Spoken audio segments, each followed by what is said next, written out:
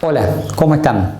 Hemos decidido desde APAS que existe una serie de palabras que nosotros le llamamos la terminología específica de lo que se llaman los contratos de seguro y los glosarios de los términos del seguro, que son muy específicos. Muchos de ustedes ya saben, porque lo han visto o porque lo tienen en la práctica, qué son todos estos términos, pero vamos a explicarlo más allá de lo que es, dentro de lo que es su definición jurídica, qué implican o qué significan o cómo se representan dentro de lo que es la ley de contrato de seguro o la póliza de seguro en forma específica, de manera tal de que quede aclarado y disipada cualquier tipo de duda y que no haya definiciones memorizadas y que sean como respuestas automáticas, sino que se llegue a ellas a través del razonamiento y del fundamento que nos da la ley para cada uno de ellos, para que sea una forma más explícita y más clara de incorporar los conceptos en forma razonada y no en forma memorizada. La primera palabra que yo he anotado en la pizarra se dice nulidad. La nulidad, como ustedes conocen, se dice que es dejar sin efecto un contrato por algún vicio en su constitución. Esto es una definición netamente jurídica. Ahora vamos a ver los efectos del contrato de seguro. ¿Qué significa la nulidad? La nulidad en el contrato de seguro dice que el contrato va a dejar de tener todos sus efectos en tanto y en cuanto alguna de las partes, esto es tomador asegurado o asegurador, haya incumplido con alguna de las cargas previstas o haya hecho o realizado algún acto por acción o por omisión que incurra en que una de las partes pueda solicitar la nulidad del contrato. Y vamos a los casos. La ley 17.418 prevé diferentes circunstancias por las cuales se debe o se puede declarar la nulidad del contrato. Por ejemplo, el contrato es nulo si al momento en que se ha celebrado hay una ausencia de interés asegurable. Dijimos que el interés asegurable es la relación económica lícita que une a una persona con un bien susceptible de valoración económica o bien con otra persona. Entonces, si existe ausencia de interés asegurable, quiere decir que yo no estoy en condiciones de realizar un contrato de seguro. Un ejemplo de la ausencia de interés asegurable es que yo hago una contratación de un seguro sobre un auto que no es de mi propiedad y que no puedo justificar que me corresponde el derecho. Que no es lo mismo que la desaparición del interés asegurable. La desaparición del interés asegurable es algo que sí está previsto en el contrato. Y de hecho, la desaparición no produce la nulidad del contrato, sino por contrario la rescisión, porque el interés asegurable puede desaparecer durante la vigencia. ¿Cómo dirán ustedes? El primero de los ejemplos que se me ocurre es un siniestro. Si se ocurre un siniestro con una pérdida total del bien objeto de la cobertura, ha desaparecido el interés asegurable. Por lo tanto, el contrato se rescinde. Si yo cedo, vendo, transfiero este bien objeto del seguro, también ha desaparecido el interés asegurable que yo tenía y por lo tanto no tiene más sentido seguir con el contrato. También la ley dice que son causales de nulidad del contrato de seguro que el hecho o el riesgo que está previsto que ocurra durante el transcurso de la vigencia ya se hubiese efectuado o producido antes del inicio de la vigencia. Ejemplo, y que a lo mejor en los que trabajan ya en la actividad aseguradora han tenido este tipo de casos, es vengo a asegurar el siniestro que tuve ayer. Es decir, ya tuve el siniestro ayer, quiere decir que el suceso ya pasó y por lo tanto yo estoy incurriendo en un delito o un cuasi delito al asegurar algo que ya ha pasado, porque el seguro tiene la particularidad de tener vigencia de acá y hacia futuro y no asegurar para atrás. Otro de los causales de nulidad es que el asegurado incurre en lo que está en la segunda palabra, que es la reticencia. Esto es, el artículo 5 de la Ley de Seguros dice que la reticencia o falsa declaración que aún hechas de buena fe, que a juicio de peritos hubiesen implicado que el contrato no se hubiese celebrado o hubiese modificado las condiciones, hacen nulo el contrato. ¿Qué es la reticencia? Se entiende por la reticencia el ocultamiento de datos que se produce en forma dolosa o culposa por parte del asegurado. ¿Cuándo va a ser dolosa? Cuando el asegurado intencionadamente no declare cosas que debe declarar en la póliza. Ejemplo, si yo establezco un contrato de seguro de vida y tengo que hacer una declaración de salud y tengo una enfermedad que sé que puede derivar en el fallecimiento, esto es, tengo un cáncer, o tengo diabetes, o tengo problema de tensión alta, y declaro que no tengo nada, estoy mintiendo y estoy haciendo una falsa declaración. Ahora, si yo desconozco que tengo alguno de todos estos problemas, esta omisión de datos ha pasado a ser culposa, porque no soy responsable y no lo sé. Ante la reticencia, la aseguradora puede optar por dos cosas. Una, de acuerdo a lo que dice el artículo 5, lo declararle nulo el contrato de todo efecto y percibir las primas que tenía hasta ese momento. Y lo otro que puede hacer, en caso que detecte que es culposa, decir, bueno, vamos a ver si mantenemos la cobertura y reajustamos el riesgo, o de lo contrario, si no nos conviene hacerlo, lo rescindimos. De esta manera estamos explicando cómo funciona la nulidad y cómo funciona la reticencia. Otro de los causales de nulidad está dado por los vicios del consentimiento, que esto es genérico en la parte jurídica. Los vicios del consentimiento, ustedes saben que hace nulo el acto jurídico, en los cuales tenemos el error, el dolo y la violencia y la intimidación y la simulación, donde una de las partes del contrato hace esto específicamente para obtener algún beneficio con respecto a la otra parte. No se da en el contrato de seguro este tipo de cosas de que existan de esa manera. Generalmente, en la gran mayoría de los casos, es la aseguradora la que puede alegar que ha habido reticencia o ocultamiento de datos por parte del asegurado, o que ha habido una falta de interés asegurable, o que el siniestro ha ocurrido antes y por eso puede hacer que el contrato quede nulo. Que quede nulo quiere decir que nunca ha existido. O sea, no va a haber prueba ni nada por el estilo, porque no es que no haya cobertura, sino que el contrato se ha desaparecido por esta condición. Con respecto a la reticencia, lo que decíamos recién, el artículo 5 habla de la reticencia en forma genérica, el artículo 6 ya hace la división en culposa y dolosa y le permite al asegurador, lo cual no es una obligación sino una facultad del asegurador, decir si revé o no las condiciones de esta reticencia o falsa declaración. De inicio, el artículo 5 le está indicando que tiene la posibilidad de declarar nulo el contrato y quedarse con todas las primas percibidas hasta este momento. También dice que la aseguradora cuenta con hasta 3 meses de conocida la reticencia para impugnar el contrato, de acuerdo a las condiciones en que se está dando. El otro de los términos que vamos a ver se llama la caducidad. La caducidad se dice que es la pérdida de los derechos del asegurado por el incumplimiento de las cargas y obligaciones y deberes de conducta establecidas dentro del contrato. En el caso de la caducidad en el contrato de seguro, tenemos dos tipos de caducidades. La caducidad legal, esto es previsto por la ley 17418 de seguros, y la caducidad convencional, que es la que se acuerda en la convención, o sea, en el mismo contrato, entre las partes.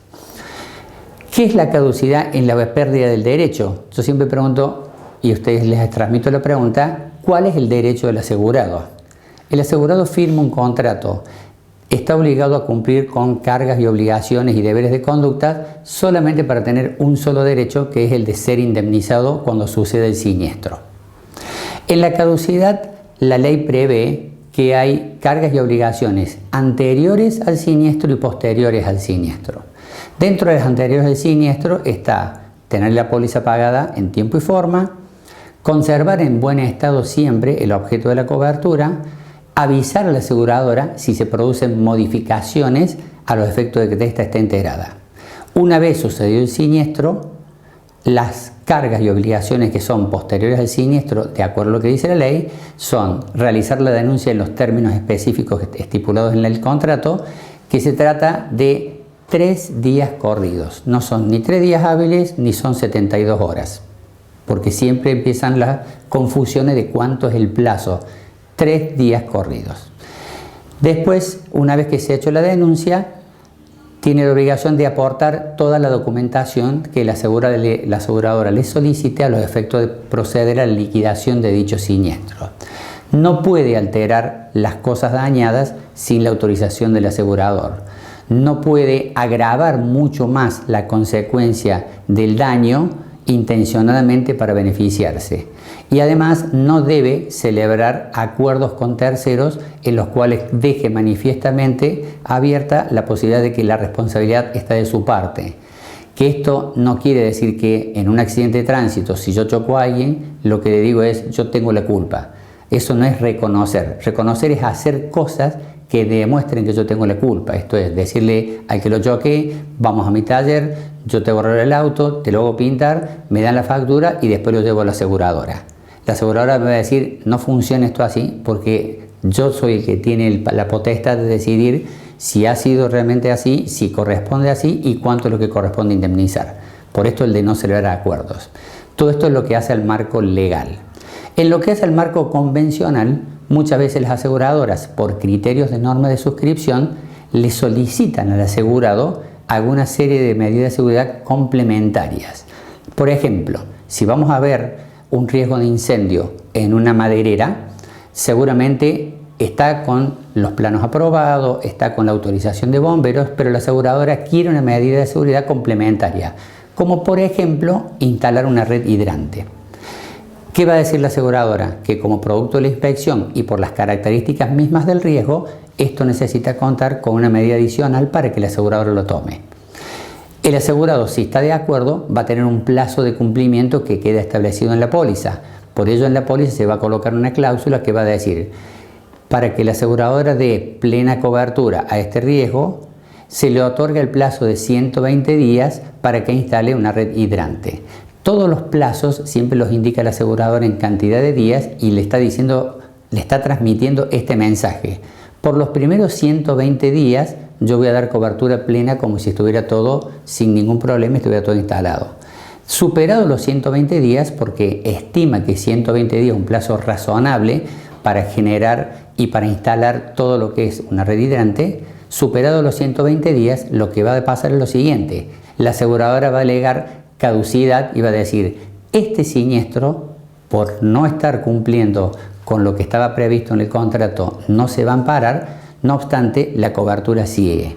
Esta es una de las particularidades de la caducidad, que afecta puntualmente a un siniestro específico que sucede en un momento donde el asegurado ha incurrido en un incumplimiento. Superado ese incumplimiento, el contrato se mantiene sin ningún tipo de alteración. Nunca se ha suspendido la cobertura, ni ha quedado fuera de cobertura, ni se interrumpe la vigencia del contrato. Solamente que dice, este derecho no te lo reconozco porque has incumplido con alguna parte, ya sea legal o convencional, y por lo tanto la penalización por haber incumplido es no pagar el siniestro, perder el derecho a cobrar, perder el derecho a ser indemnizado. Pero cumplimentada la carga prevista, sucediera un nuevo siniestro, la aseguradora verifica que está todo correcto y el siniestro se indemniza. Vale decir que en este caso el cumplimiento de cargas corre por cuenta siempre del asegurado tomador. Así como es la compañía la que puede alegar la caducidad, es la compañía la que puede hacer una renuncia tácita de la caducidad. Tema controvertido si los hay y muchas veces complejo de interpretar. Yo siempre hago un juego de palabras con esto con respecto a cómo se puede definir o cómo se puede razonar o entender el tema de la caducidad. La pregunta siempre es, ¿quién puede alegar caducidad para hacer perder derechos? Es el asegurador. ¿Quién puede renunciar a alegar esta caducidad? También es el asegurador. ¿Por qué el título dice renuncia tácita a la caducidad? Porque cuando el asegurador implica o está poniendo de manifiesto de que ha habido una caducidad, debe notificar fehacientemente al asegurado, entiéndase por carta de documento, que este siniestro no lo va a amparar, alegando caducidad por incumplimiento de cargas. Ahora bien, puede suceder, y en la habitualidad suele pasar, que a sabiendas el asegurador de que el asegurado no está cumpliendo con alguna de las cargas, hace caso omiso a este incumplimiento y da curso normal al siniestro. Acá es donde viene la parte de lo que se llama renuncia tácita. ¿Por qué? Porque no tiene que notificarle, sino que su accionar de seguir adelante, dar curso al siniestro y abonárselo, reconociendo el derecho, hace que implícitamente ya quede interpretado de que ha renunciado a invocar su derecho de no pagar para así darle curso al siniestro. Ejemplo de esto, lo más habitual que nos suele pasar, que el asegurado se demore más allá de los 3 días previstos para realizar la denuncia. que la cuota hubiese vencido en un día feriado y ha pagado a posterior y el siniestro ha sucedido en ese periodo, que alguna carga no se haya cumplido y el asegurado puede manifestar y demostrar que no ha sido por toda su responsabilidad, sino que ha sido por cuestiones de terceros. Hay muchísimos ejemplos para demostrar, pero siempre es la aseguradora la que sale a decir, en este caso, yo voy hacia adelante y sigo y le doy curso al siniestro. Otro de los términos que decíamos que está dentro de las cargas que tiene que hacer el asegurado se llama la agravación. La agravación del riesgo es algo que sucede de la siguiente manera. Primero, es algo que se ha producido después que se ha celebrado el contrato, para decir, con el contrato ya está en vigencia, porque de haber sido anterior, la compañía ya lo conocía. Segundo, debe ser una causa importante que realmente represente que la cobertura que se ha contratado, al haberse modificado y agravado, hace que la probabilidad del riesgo que está amparado sea mayor, o que la consecuencia económica, el daño, el perjuicio que se sufre, sea en un impacto mucho más grande que de no haber estado esta presencia en este momento, al momento de hacer el contrato. ¿Qué pasa con la agravación? Tenemos dos tipos de agravación. La subjetiva, que es la realizada específicamente por el tomador o asegurado, y la objetiva, que es la ocasionada por terceros. En la agravación subjetiva, la ley dice que el asegurado debe denunciarla al asegurador antes de que se produzca. El ejemplo más clásico que tenemos, si bien hoy ya está bastante ayornado la época, es comprar un vehículo propulsado a nafta y colocarle GNC. Eso es una agravación del riesgo. Lo que pasa es que hoy en la mecánica diaria ha producido de que las compañías, por lo general, ni siquiera las compañías lo ven como una agravación, y lo único que hacen es preguntarle al asegurado si lo quiere cubrir o solamente lo quiere denunciar. Pero no deja de ser una agravación, llegado el caso, que ya está aceptada que se va a dar la cobertura, y en algunos casos, si lo quiere cubrir, se lo cobrará como adicional, y si solamente lo quiere denunciar, es a los efectos de tener en cuenta que de haber un siniestro que se encontrara agravado por el hecho de usar GNC, la compañía ya tenía conocimiento al momento, y las medidas que tenía que tomar las pudo haber tomado en su momento. También la ley dice que cuando el asegurado denuncia la agravación, la compañía tiene la potestad de enviar una carta de documento suspendiendo la cobertura durante el plazo de 7 días para hacer un análisis de esta agravación y resolver si acepta la cobertura con este nuevo componente que está agravando, o si directamente decide dejar de lado la cobertura y rescindir el contrato. Si la acepta, va a tener que realizar las modificaciones a la póliza, tanto sea en cuanto a las condiciones como al precio, y proponérselo al asegurado, el cual a su vez tiene que aceptar dichas condiciones y precio. Si se ponen de acuerdo, se emite un endoso modificando las condiciones y el contrato sigue. Si no se ponen de acuerdo, la compañía y el asegurado pueden acordar lo que se llama la retractación, esto es rescindir de común acuerdo. Ahora, si la aseguradora, por sus normas de suscripción, esta agravación que se introduce un riesgo está fuera de sus pautas de suscripción, dentro de esos 7 días va a resolver, y lo que va a hacer es uso de una cláusula de rescisión especial. ¿Por qué especial? Ya vamos a ver enseguida el por qué, porque no le tiene que otorgar ningún tipo de tiempo adicional, sino que directamente rescinde al haberse modificado las condiciones originales. Cuando la agravación es del tipo objetiva, esto es que depende de un tercero y no del asegurado, pero que puede afectar a bienes del asegurado, el asegurado está obligado a informar toda vez que toma conocimiento que existe esta agravación, pero que no depende de sí mismo.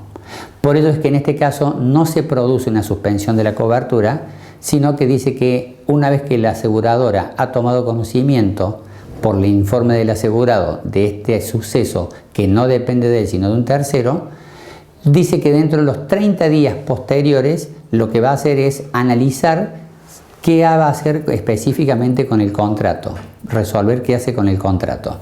Resolver qué hace con el contrato quiere decir, o bien lo mantiene modificando condiciones y precios, o de lo contrario tiene la opción de rescindir, pero tiene que hacerle un preaviso de 7 días, es decir, enviarle una carta de rescisión diciéndole que desde ese momento y hasta el 7º día de que ha recibido, la compañía va a rescindir ese contrato. ¿Por qué acá no puede hacer lo anterior de decir lo dejo sin cobertura? Porque no es un hecho atribuible o de responsabilidad del asegurado. Vale decir que entonces la agravación nos genera suspensión por un lado, nos puede generar la rescisión por el otro o la continuidad de la póliza. El otro de los temas de las palabras que podemos ver, de los términos que podemos ver que se utilizan en el seguro, es la rescisión. La rescisión se define como la ruptura del vínculo contractual, el cual dentro de la ley de contratos de seguros, esa ruptura del vínculo contractual dice que puede ser hecha por cualquiera de las partes, ya que existe una cláusula que permite la rescisión en forma unilateral sin invocar causa alguna.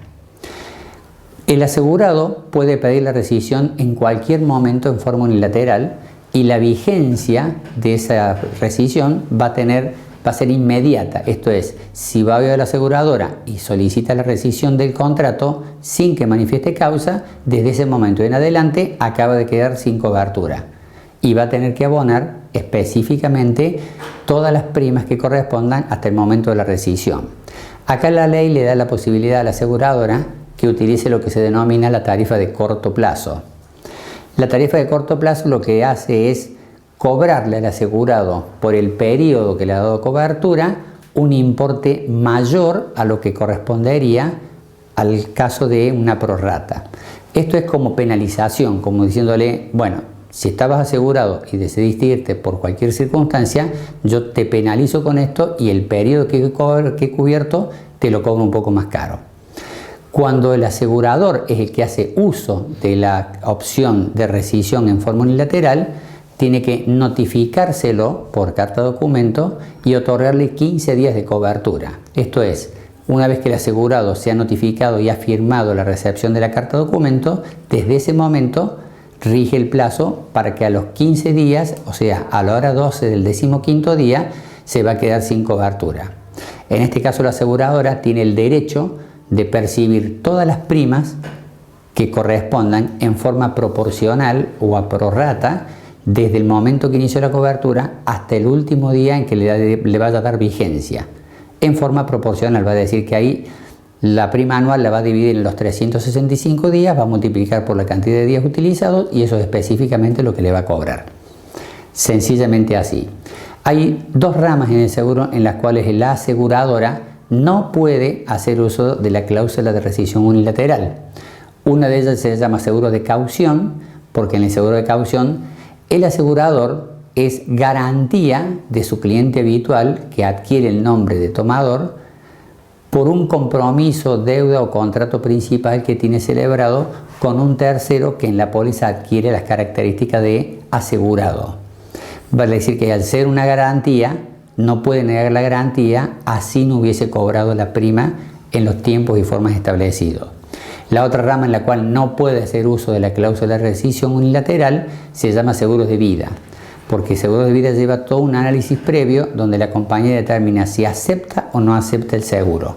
Una vez aceptado, no puede volver atrás y tampoco lo puede rescindir, excepto que se dejara de pagar en algún momento determinado. El otro de los términos es la suspensión. La ley dice que toda suspensión de los plazos de la cobertura debe estar notificado. La suspensión afecta específicamente al proceso de cobertura de la póliza.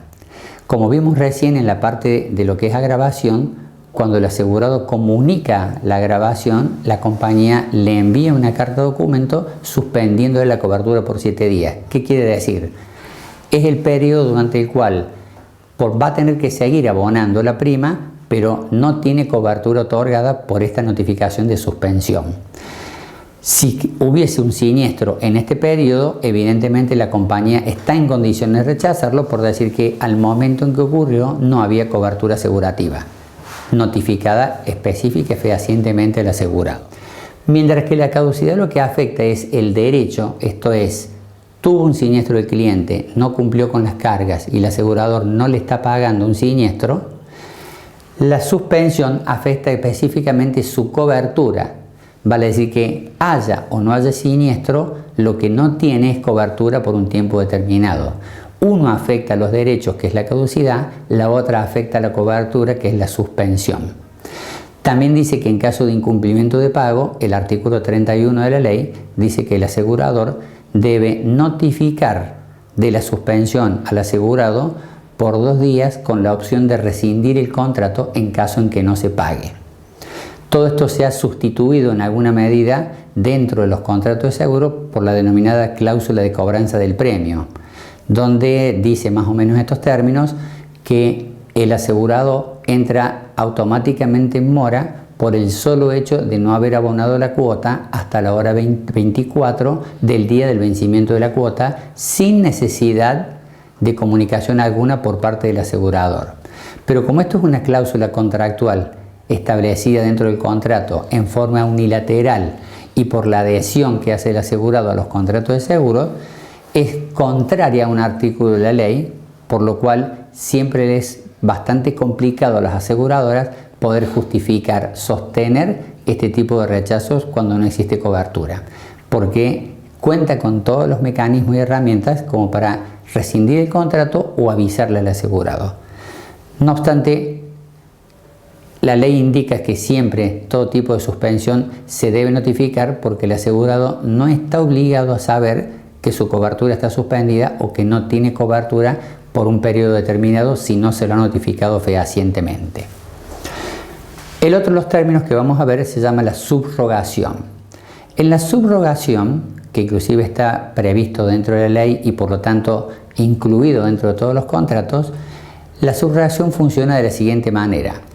Toda vez que haya habido un siniestro donde exista un responsable que haya afectado bienes del asegurado y la aseguradora le indemnice a su cliente, a su asegurado, le va a pedir a su cliente que le subrogue los derechos para reclamar contra quien le ha ocasionado el daño. Vamos a hacer un ejemplo saliendo de la rama auto, que es lo más habitual, y vamos a ir a la rama incendio. Como ustedes conocen, en la rama incendio, dentro de la cobertura básica, está contemplado el impacto de aeronaves y vehículos terrestres. Esto es, si yo estoy tranquilamente en mi casa y de repente siento un ruido bastante fuerte y es porque hubo un choque en la esquina y uno de los autos se desvió y entró en mi casa, pero no por el portón, sino por debajo de la ventana, rompiendo mampostería, puerta, ventana, etc. Y tengo un seguro de incendio que está bien hecho, yo no tengo que ir a la compañía del auto que me ha chocado a hacer un reclamo como tercero y esperar a que me atiendan y ver cuándo va el inspector y de eso ver cuánto me quieren indemnizar, sino que directamente voy a mi aseguradora con la póliza de seguro de incendio, le digo yo tengo una póliza de incendio, ha habido un siniestro, un auto entró por mi casa y me ha destruido todo esto. La compañía en el momento me va a enviar un inspector, va a evaluar los daños, va a autorizar la reparación y me va a indemnizar. Una vez que me ha indemnizado y a satisfacción del asegurado, va a decir, ya está todo correcto, está todo arreglado, los marcos están bien, la pintura está correcta, bueno, ahora fírmeme y cédame los derechos que usted tiene para reclamarle a quien le ocasionó el daño, para que yo como asegurador pueda ir contra esa persona o contra la compañía, si existe compañía, para recuperar lo que yo le he pagado a usted en concepto de indemnización. Esto es la subrogación.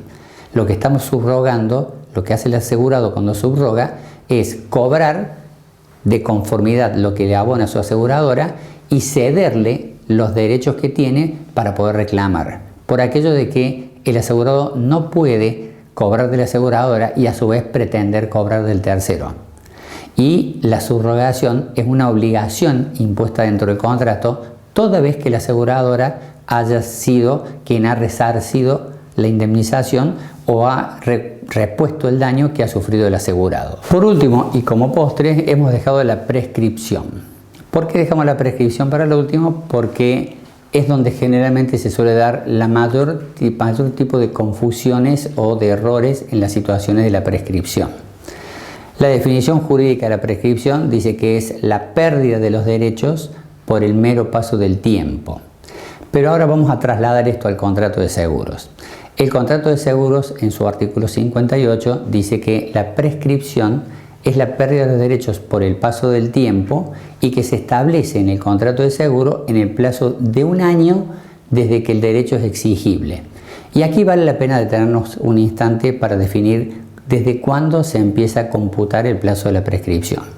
Si hablamos de seguros de riesgos patrimoniales, la prescripción lo que dice es lo siguiente, dice que es exigible, empieza el plazo de que el derecho es exigible. En los seguros de daños patrimoniales, como ustedes conocen, una vez realizada la denuncia, esto es, dentro de los 3 días de haber sucedido o haber tomado conocimiento que ha sucedido, la aseguradora dice que cuenta con 30 días a su disposición a los efectos de poder determinar si corresponde o no corresponde reconocer el derecho de indemnización al asegurado. Dice que tiene 30 días para expedirse. Expedirse en definitiva, es decir, no le voy a dar curso. También dice que el silencio de la aseguradora superado estos 30 días implica aceptación de los derechos. No obstante, la ley también faculta al asegurador para que en caso de que necesite información complementaria para poder determinar específicamente si el hecho ha sido de ocurrencia real o no, a que suspenda los plazos establecidos de 30 días hasta tanto se reciba esta información complementaria. Por lo tanto, esto lo puede hacer el día 1, el día 10 o el día 29. No tiene un plazo perentorio, mientras que sea entre los 30 días, con lo cual el asegurado va a recibir una carta documento diciendo que, de acuerdo a lo previsto por el artículo tanto de la ley 17418, la compañía suspende los plazos hasta tanto reciba una información complementaria que no depende de él. Por ejemplo, si nos vamos a un siniestro grande de incendio, el peritaje oficial, que generalmente lo hace bomberos, es el que va a determinar exactamente cómo ha sido la ocurrencia del hecho. Y ese peritaje o el resultado de ese peritaje no es algo que esté dispuesto en forma automática, sino que demanda su cierto tiempo hasta que se elabore el informe final y la compañía tiene acceso o bomberos se lo brinda a los efectos de sustentar el caso que tiene en sus manos.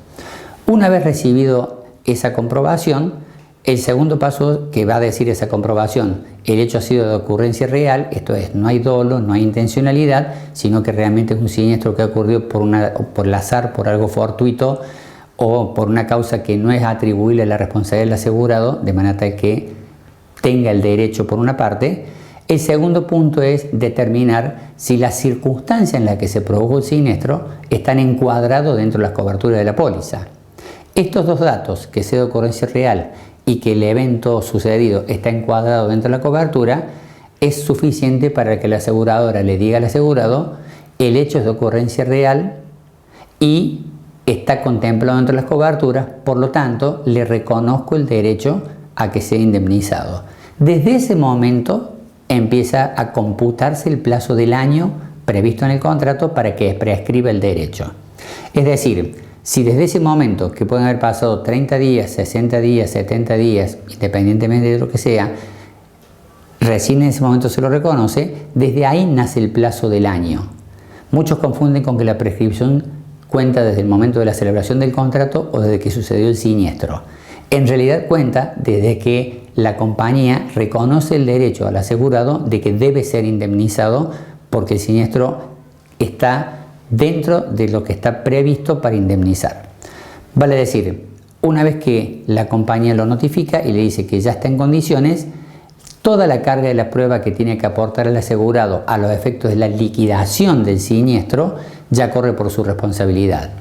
Si por su falta de responsabilidad, negligencia, indolencia, no presenta la documentación, la compañía no tiene obligación de decirle al asegurado que se le va agotando el plazo de la prescripción, porque es algo que está en la ley y a la vez está transcripto dentro del contrato de cobertura que tiene celebrado el asegurado con el asegurador.